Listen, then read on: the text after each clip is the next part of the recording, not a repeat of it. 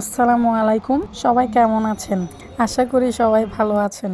শীতের সিজনে চট্টগ্রামের খুবই পপুলার এবং মজাদার রান্না ছুরি শুটকি দিয়ে বেগুন, আলু, টমেটো ও খাইসা বা সিমের বিচি। চলুন শুরু করি।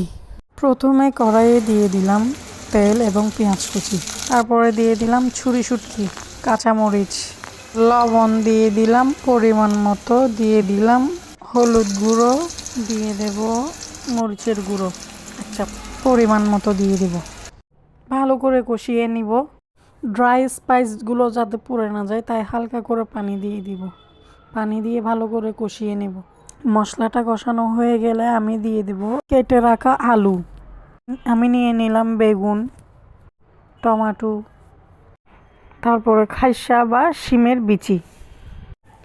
আলুগুলো কষানো হয়ে গেলে আমি দিয়ে দেব খাইসা বা সিমের বিচিগুলো। সবগুলো একসাথে দিয়ে তারপরে আমি ভালো করে নেড়ে চেড়ে তারপরে দিয়ে দেব কেটে রাখা বেগুনগুলো। সবগুলো একসাথে দিয়ে দেন আমি ভালো করে কষিয়ে নেব একসঙ্গে। খাইসা বা সিমের বিচিগুলা কিন্তু আমি আবার আলাদাভাবেও রান্না করি অনেক সময়। দুটো খেতে কিন্তু দুই ধরনের মজা। সবগুলো একসঙ্গে দিয়ে আমি ভালো করে কষিয়ে নেব। আপনারা চেষ্টা করবেন এটা ভালো করে কষিয়ে নেওয়ার। ভালো করে কষিয়ে নিলে এটা কিন্তু অন্যরকম মজা হয়। তরকারিগুলো কষানো হয়ে গেলে আমি দিয়ে দিলাম এখানে ধনেপাতা, কুচি করে রাখা ধনেপাতা দিয়ে দেন গিয়ে আমি দিয়ে দিব পানি, পরিমাণ মতো পানি দিব। আমার মনে হয়েছে পানিটা একটু কম, তাই আমি আবার কিছু পানি দিয়ে দিলাম। তারপরে ব্লক চলে আসলে আমি দিয়ে দেব কেটে রাখা টমেটোগুলো। অবশ্যই টমেটোটা একটু লাস্টের আগে করে দিতে হবে যাতে টমেটোটা বেশি গলে না যায়।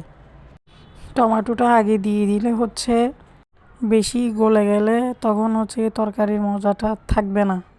তারপরে আমি আবার হালকা করে পানি দিয়ে দেব।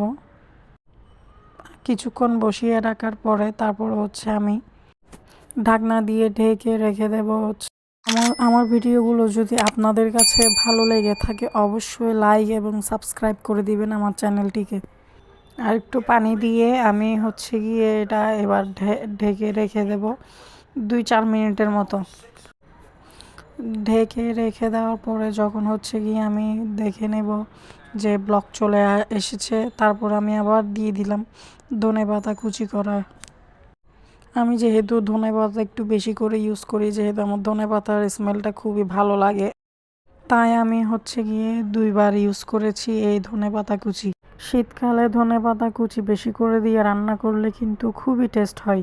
ব্যাস হয়ে গেল চট্টগ্রামের খুবই পপুলার রান্না বেগুন, আলু, টমেটো, শিমের বিচির তরকারি।